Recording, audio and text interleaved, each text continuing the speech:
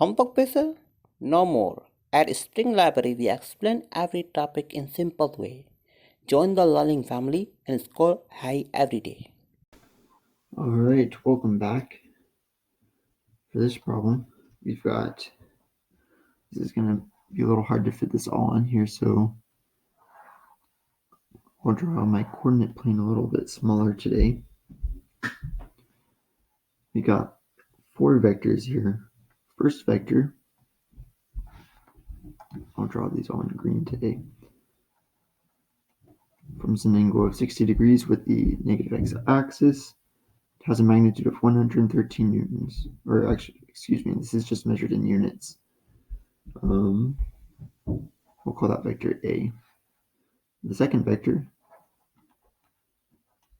forms an angle of 35 degrees with the positive x-axis and has a magnitude of 222 units.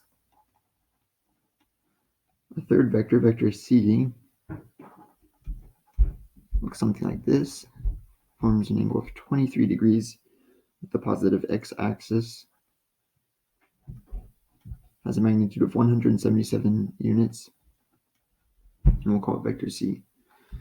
My coordinate system, by the way, is this is positive y, this is positive x. So we want to find a third vector, which I'll call vector C, that kind of balances all 3 of these other vectors out.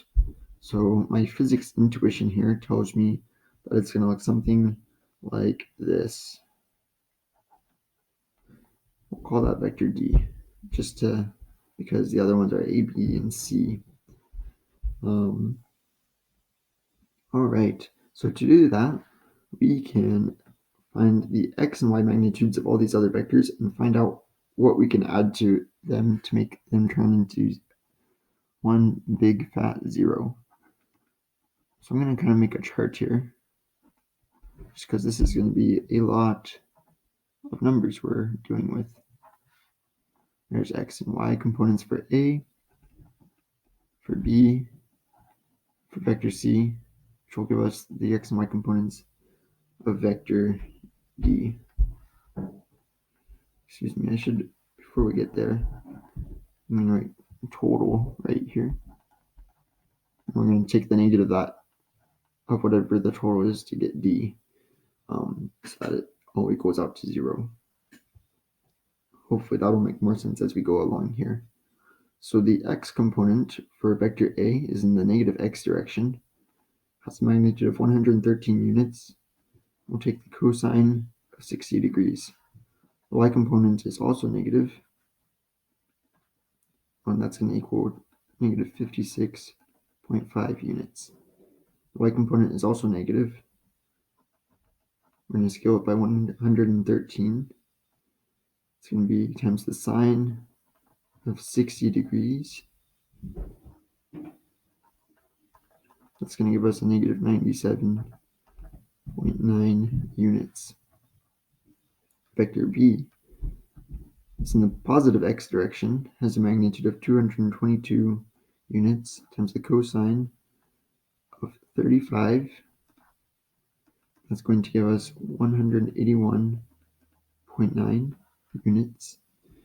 The y component of vector B is negative, so we're going to scale it by 222 times the sine of 35 degrees. That is going to give us negative 127.3 units. Vector C is going to be scaled by 177 times the cosine. Oops, that's not supposed to be a 3. Cosine of 23 degrees, which is going to equal 162.9 units.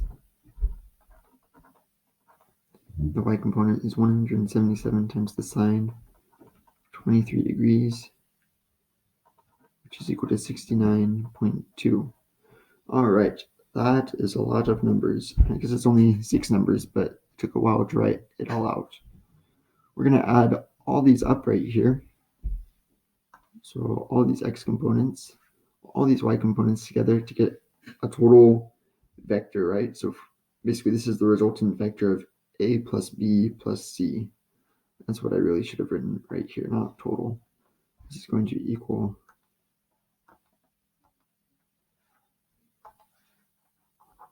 A plus B plus C is equal to the total, which is going to be equal to, right here it's going to be equal to 288.3 units. Right here it's going to be equal to negative 156 units.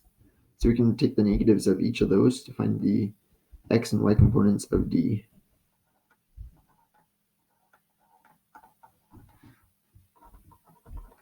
All right, so there are your x and y components of D. So you can even rewrite that a little bit. The x component is equal to that. The y component is equal to 156. And there you have it.